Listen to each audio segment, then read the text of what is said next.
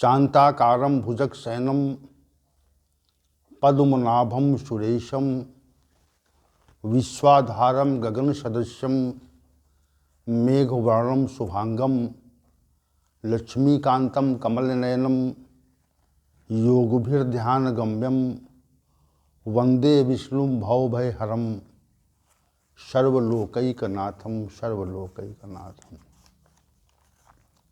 वसुदेवसुतं देवं कंसचाणूरमर्दनं देवकी परमानंदम श्रीकृष्णं वंदे जगद्गुरुं कृष्णं वंदे जगद्गुरुं।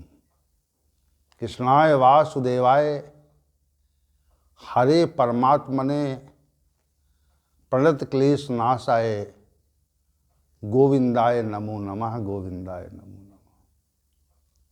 आज हम सभी पुनः भगवद गीता के इस विशेष ज्ञान सत्र में उपस्थित हैं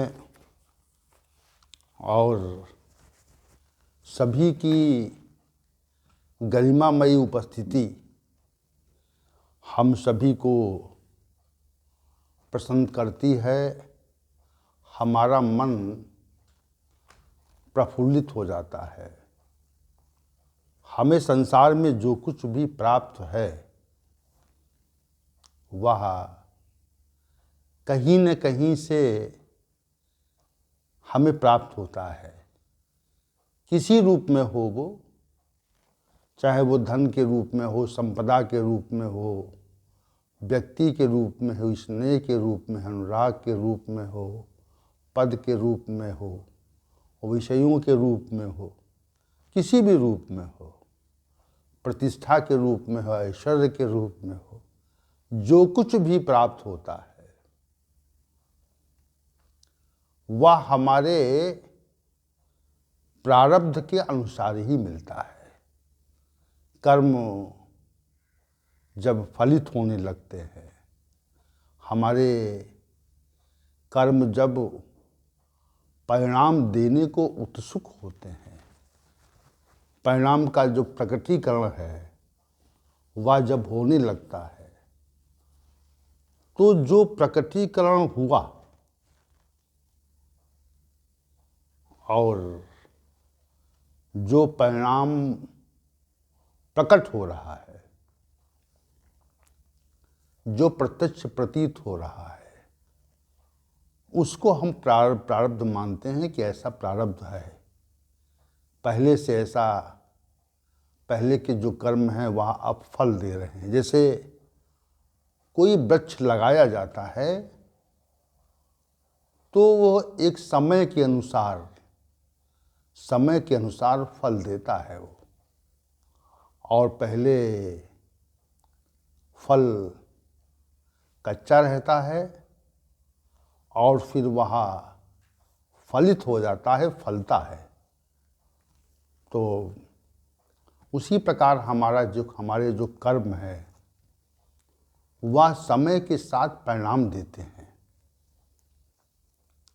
और उस परिणाम देने की जो प्रक्रिया है वो बड़ी विशद है, गुहितम है, गोपनीय है। ये परमात्मा की व्यवस्था में प्रकृति ही उन परिणामों का प्रकटीकरण करती है। ये विशेष बात है। जैसे कोई दुर्घटना होती है, दुर्घटना जब होती है तो उस दुर्घटना में हमारा जन धन और इसकी हानि होती है। तो दुर्घटना अनायास नहीं होती, कोई भी दुर्घटना अनायास नहीं होती, बिना प्रयास होती है। कोई व्यक्ति दुखद घटना को नहीं चाहता, कोई व्यक्ति है, कोई मनुष्य ये नहीं चाहता कि कोई भी अशुभ घटना हमारे साथ घटे, कोई व्यक्ति नहीं चाहता। लेकिन अशुभ घटनाएं स्वतः ही घटित होती हैं, उनको हम रोक भी नहीं सकते, रोक नहीं सकते। तो कैसे घटित होती हैं? अनायास उनका जो प्रकट होना है वह अनायास नहीं होता। अनायास का अभिप्राय है बिना प्रयास नहीं होता, स्वतः होता है। किसी सत्ता के द्वारा घटनाओं का प्रकटीकरण स्वतः किया जाता है। अब विश्व में अनेक घटनाएं होती हैं, तो वे जितनी भी घटनाएं होती हैं, जितनी भी प्राकृतिक घटनाएं होती हैं, उन सब के प्रकटीकरण का एक निश्चित कारण है। उस कारण को हम देख नहीं सकते, जान नहीं सकते। जैसे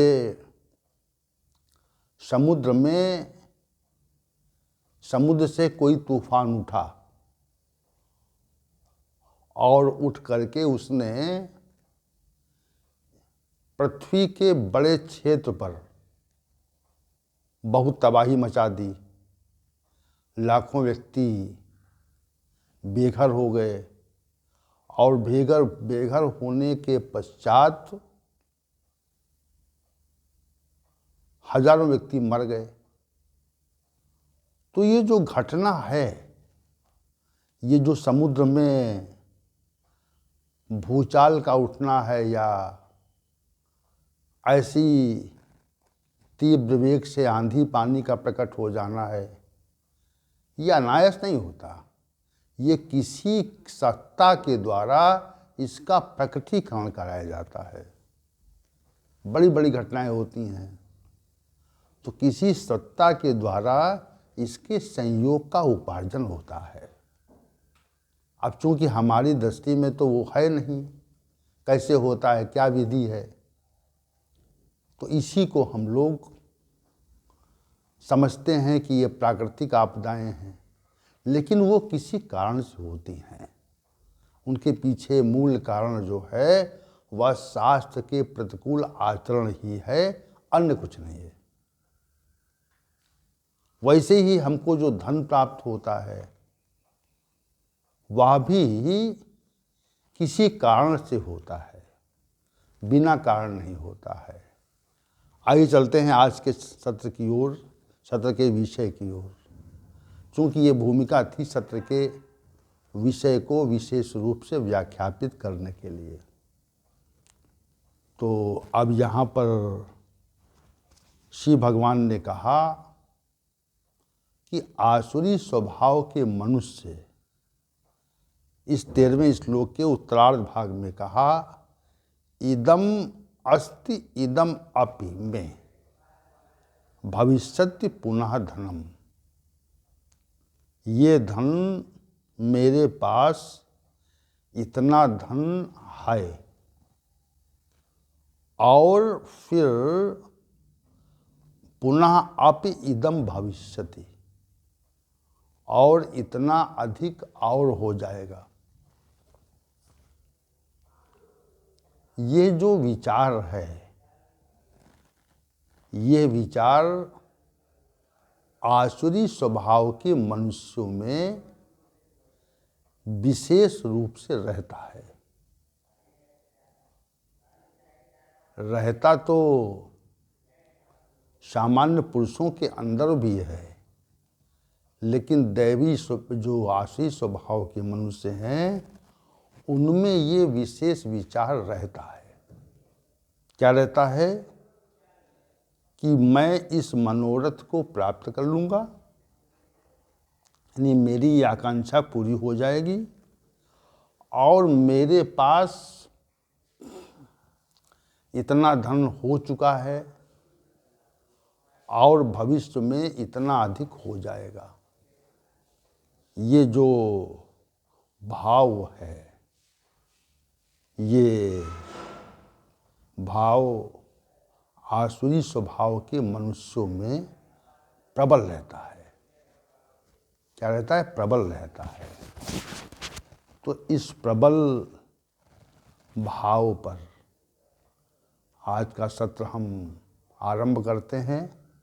श्री भगवान ने कहा कि आसुरी स्वभाव के मनुष्यों की जो आकांक्षाएं हैं वह अन्यायपूर्वक अर्थ के संचय से कुछ पूरी होती है। तब उनमें ये विचार उठता है कि अन्यायपूर्वक हमने इतना अधिक धन संचय कर लिया, इतना अधिक धन संचय कर लिया, तो फिर इसको एक विपुल मात्रा में संचित किया जा सकता है। ये आसुरी स्वभाव के लोग विचार करते हैं, इस पे सोचते हैं कि हमारे पास अन्यायपूर्वक इतने विशाल धन का संग्रह हो गया और अधिक अगर यदि प्रयास किया जाए, अन्यायपूर्वक धन संचय का और प्रयास किया जाए, तो और भी धन संचित हो सकता है। ये भाव आसुरी स्वभाव के मनुष्यों में विशेष करा जाता है। वर्तमान स्थिति में पहले तो आप महाभारत जिस काल में घटित हुआ उस काल पर दृष्टि आप डालें तो दुर्योधन के मन में, यहाँ पर दुर्योधन को आसुरी स्वभाव का ही माना गया, आसुरी स्वभाव का माना गया कि वह धन और राजसत्ता के लिए, देखिए राजसत्ता अगर है तो वहाँ धन की विपुलता है, जहाँ पर राजसत्ता है वहाँ पर विपुल मात्रा में धन रहता है। तो राजसत्ता को धन का, संपदा का पर्याय मान लें। एक ही तथ्य, एक ही सिक्के के दो पहलू मान लें कि एक ही चीज़ है, राजसत्ता या धन संपदा, ये एक ही चीज़ है। और राजसत्ता में धन संपदा तो रहती है, इसके अतिरिक्त ऐश्वर्य, प्रतिष्ठा और पद भी रहता है, वहाँ विषय भोग भी रहते हैं। ये चीज़ और है भाई, धन एकत्र होगा तो काम भोगार्थम ही तो होगा। वो आसुरी स्वभाव के लोग जो धन का संचयन करते हैं उसका जो उद्देश्य है वो काम भोगार्थम, श्री भगवान ने पहले कह दिया कि विषय भोगों के लिए एकत्र करते हैं। विषयी मनुष्य हैं वो लोग, विषय भोगों के लिए अन्यायपूर्वक अर्थ के संचय की चेष्टा करते हैं। और फिर कहा कि मैं इदम धनम अस्ति, अब अन्यायपूर्वक कितना धन संचित हो गया है और संचित हो जाएगा भविष्य में, इदम भविष्यति पुनः अपि। तो जो राजसत्ता थी वह तो मूल रूप से दुर्योधन के पास थी। अज्ञातवास के उपरांत जो पांडव जन थे वो तो खाली हाथ थे, उनके पास राजसत्ता भी नहीं थी और रहने के लिए प्रबंध भी नहीं था। तो राजसत्ता दुर्योधन के पास थी और उसके पास धन संपदा भी थी राजसत्ता के कारण, तो वो राजसत्ता बनी रहे, धन संपदा बनी रहे, इसी के लिए ये महाभारत रूपी युद्ध हुआ, जिसमें लाखों पशु और बड़े बड़े उस समय के योद्धा मारे गए। अब इसका अनुमान लगाइए आप कि राज सत्ता या धन संपदा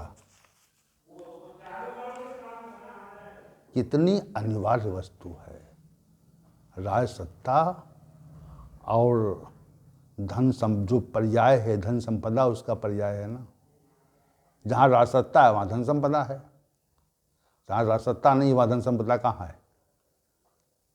तो ये जो यहाँ पे भाव श्री भगवान ने दिया कि जो संघर्ष हुआ महाभारत का, राज सत्ता के लिए हुआ, धन संपदा के लिए हुआ। दुर्योधन के मन में इतना आसुरी भाव प्रबल हो गया कि उसने पांडवों को सुई की नोक के बराबर भी भूमि देने से मना कर दिया। राज सत्ता का लोभ देखिए आप। थोड़ा सा भाग अगर पांडवों को दे देता तो संभवतः इस विशाल नरसंहार का संपादन नहीं होता। महाभारत के रूप में जो लाखों लोग मारे गए और ये कुरुक्षेत्र के मैदान में जो विपुल मात्रा में नरसंहार हुआ, वो कदापि नहीं होता। थोड़ा सा भाग दे देता अगर। अब ये चीज़ है कि मेरे पास राज सत्ता हो गई है और लोगों को और राजाओं को जीत करके हम अपनी राज सत्ता को और आगे बढ़ा लेंगे। मैं इदम धनम अस्ति, मेरे पास राज सत्ता है और संघर्ष से और हम जीत लेंगे। ये मन में भाव प्रबल हो गया उसके अंदर। तभी तो भगवत गीता का प्रादुर्भाव हुआ, नहीं तो होता ही नहीं। अगर ये महाभारत का युद्ध न होता तो भगवान श्री गोविंद अपने मुख से इस भगवत गीता का उच्चारण प्रस्फुटन नहीं करते, उद्भव नहीं होता इसका। उद्भव कैसे हुआ? उद्भव तभी हुआ जब यह स्पष्ट हो गया कि दुर्योधन नाम का आसुरी स्वभाव वाला व्यक्ति, यह विचार उसने कर लिया है कि हमारे पास धन संपदा विपुल मात्रा में है और इसको हम देंगे नहीं। दूसरे के अधिकार की जो वस्तुएं हैं, धन हैं, वह उनको न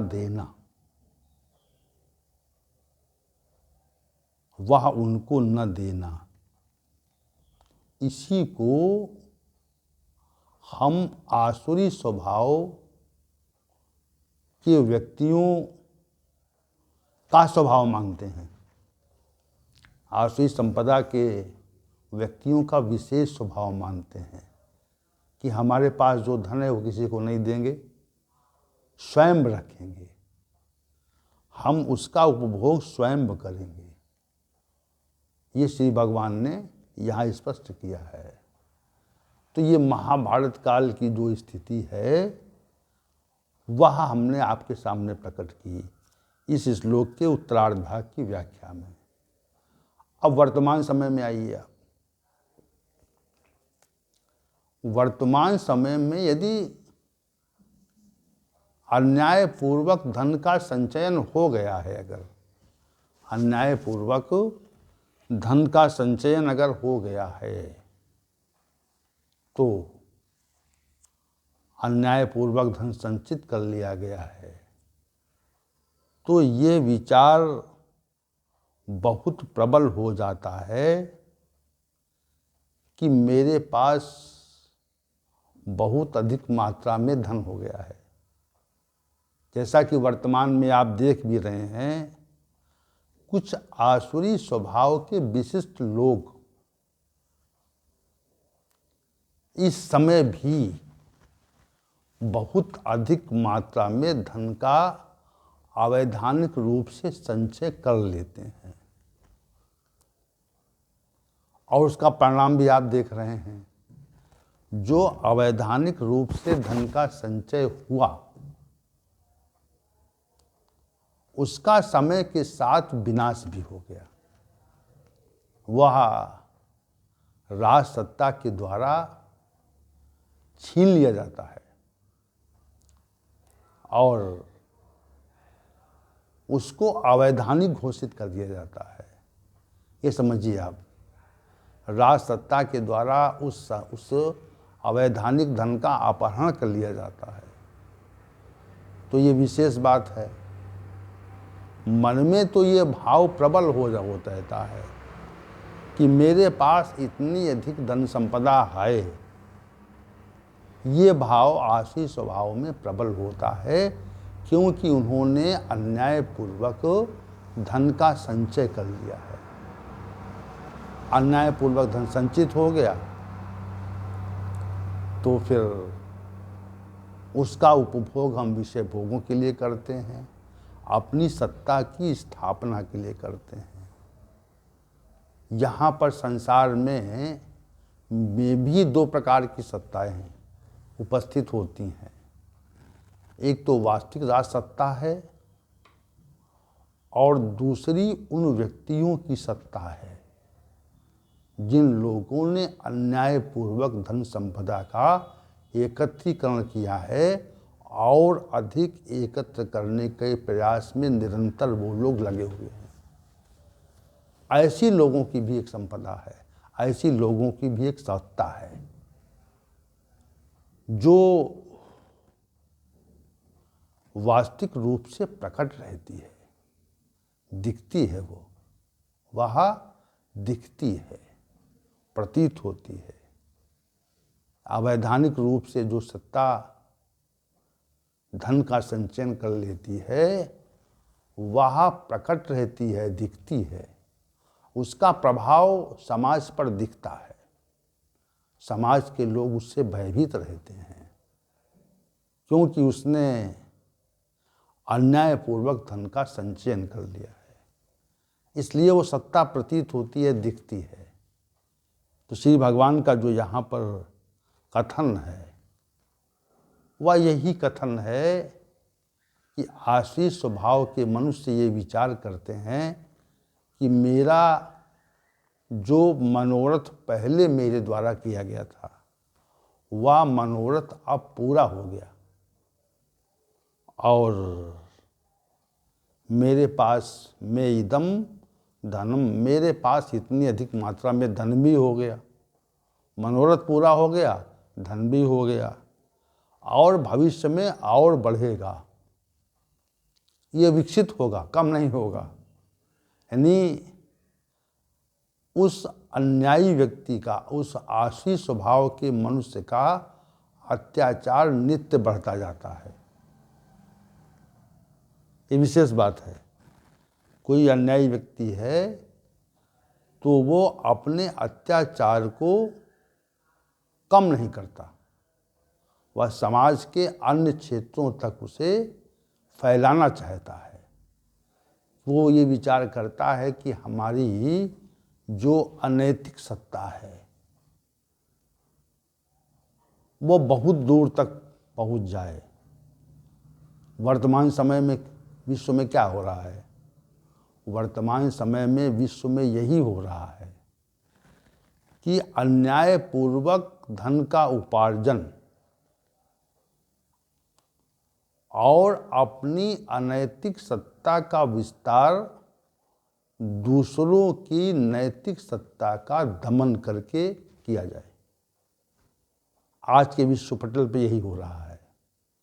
कुछ मतांतर के लोगों ने अपने मत के विचारों का आश्रय लेकर के और अपनी अनैतिकतापूर्ण सत्ता को विश्व में फैलाने का प्रयास किया कि हमारी जो मत है वो विशेष है, और इस मत के विशेष आश्रय से, मत के विचारों से प्रभावित होकर के हम विश्व में अपनी सत्ता की स्थापना करेंगे। इसी विचार को लेकर के वे लोग कार्य करते हैं, और ये उद्देश्य रहता है कि हमने इतना प्राप्त कर लिया है, इतने भूभाग पर हमारी सत्ता है, और भी भूभाग पर शीघ्रता से हो जाएगी। ये बात उनके मन में बैठी हुई है, और इसी को श्री भगवान ने सांकेतिक रूप से कहा कि आशी स्वभाव के मनुष्य ये विचार करते हैं कि मैंने इतना धन प्राप्त कर लिया है, मैंने इतनी सत्ता प्राप्त कर ली है, और अधिक प्राप्त कर लेंगे। ये विशेष विचार है, ऐसा रहता है। ऐसा जो आतंक का पर्याय व्यक्ति हैं उनके मन में विचार रहता है। अब बहुत से जो दैवी संपदा के हैं उन्हें जो प्राप्त हुआ वही संतोष करते हैं कि मेरे पास पर्याप्त है, लेकिन जो अपर्याप्त तो रहने का जो भाव है कि मेरे पास अभी बहुत अपर्याप्त है, ये विशेष भाव आसुरी स्वभाव के मनुष्यों में निश्चित रूप से रहता है, वो प्रकट रहता है, वो दिखता है, और उसी भाव को लेकर के वे नित्य प्रयत्नशील होते हैं, कार्य करते हैं। उनकी जो कार्य प्रणाली है वह इसी श्लोक पर आधारित है। इद मध्य मया लब्धमिमं प्राप्य से मनोरथम इदम अस्त इदम अपि में भविष्यति पुनाधनम। मेरा मनोरथ ये पूरा हो गया है, मैंने आज इतना धन प्राप्त कर लिया है, और मेरे पास इतना धन है, राज सत्ता